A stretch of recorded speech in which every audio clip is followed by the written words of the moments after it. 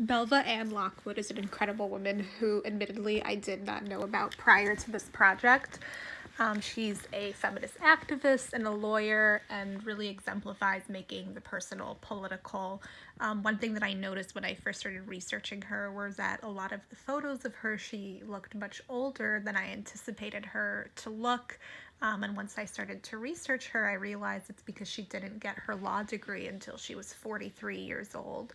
She was originally a teacher in New York, and she had her feminist awakening courtesy of her friend, Susan B. Anthony, who kind of changed her philosophy and her worldview, and how women are treated and represented, particularly in the legal system.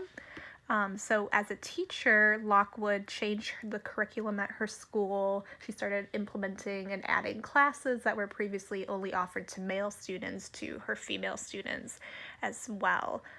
Eventually, that wasn't enough for her, and she moved to Washington, D.C.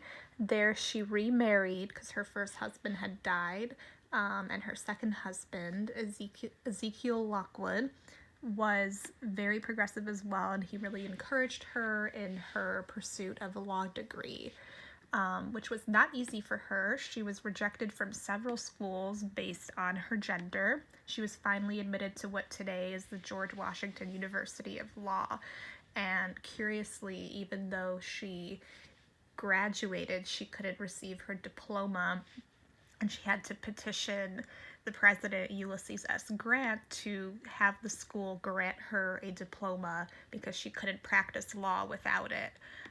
Once she got the diploma, she still faced a lot of discrimination in the court, which eventually led her to writing an anti-discrimination bill that allowed her the same access to the bar as all her male colleagues. And then armed with this bill, once it passed, she became the first woman to ever practice law in front of the U.S. Supreme Court and try a case there.